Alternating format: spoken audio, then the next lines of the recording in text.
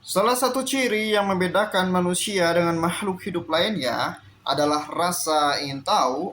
Manusia memiliki rasa ingin tahu yang sangat besar, selalu mempertanyakan suatu gejala dan tidak pernah puas dengan jawaban yang diperolehnya. Untuk menjawab rasa ingin tahu ini, pada awalnya manusia menggunakan akal sehatnya atau common sense.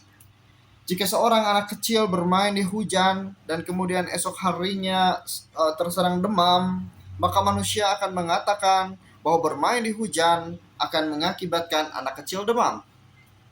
Hubungan sebab akibat ini hanya didasarkan pada akal sehat saja dan kemudian disimpulkan bahwa hujan dapat mengakibatkan timbulnya demam. Tapi kemudian muncul pertanyaan lain. Kalau hujan menyebabkan demam, mengapa tidak semua anak atau orang yang kehujanan akan menjadi demam? Akhirnya, manusia menyadari bahwa akal sehat saja tidak mampu menjawab rasa ingin tahunya.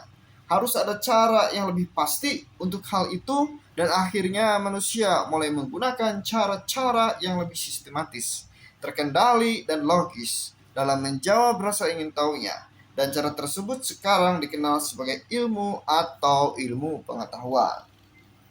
Apa sebenarnya perbedaan antara ilmu dan akal sehat? Kerlicher dalam bukunya Foundation of Behavioral Research pada tahun 1986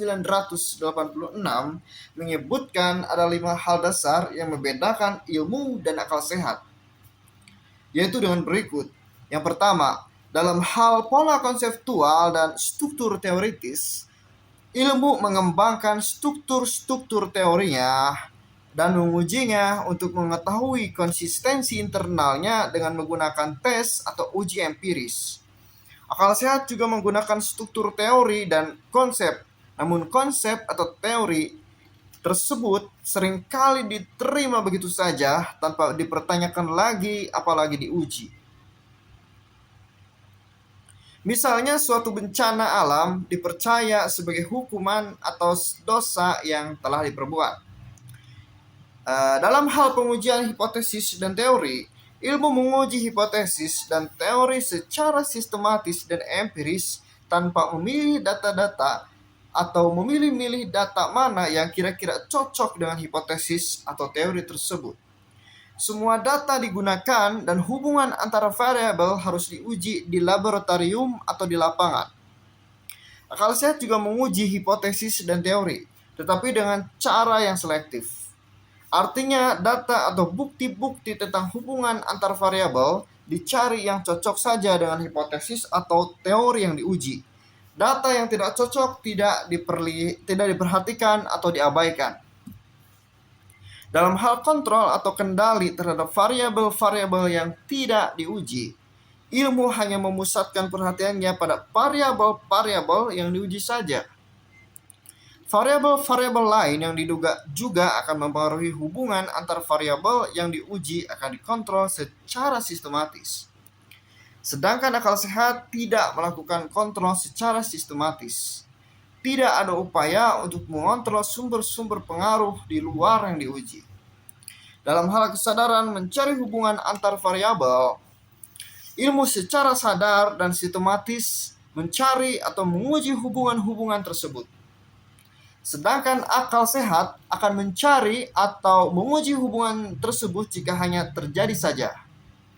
Baru kemudian dicari sebab akibatnya. Dalam hal menjelaskan tentang suatu fenomena atau gejala, ilmu berupaya menjelaskan suatu fenomena atau gejala atau hubungan-hubungan antara variabel secara hati-hati. Ilmu hanya membicarakan hal-hal yang dapat diamati atau diuji, sedangkan akal sehat biasanya memberikan penjelasan secara metafisik. Yang dimaksud dengan metafisik adalah menjelaskan yang tidak dapat diuji. Misalnya, menjelaskan bahwa orang menjadi miskin atau kelaparan karena Tuhan menghendakinya.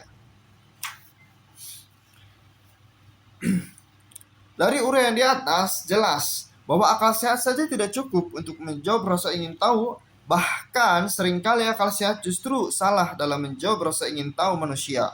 Begitu juga dalam psikologi industri dan organisasi.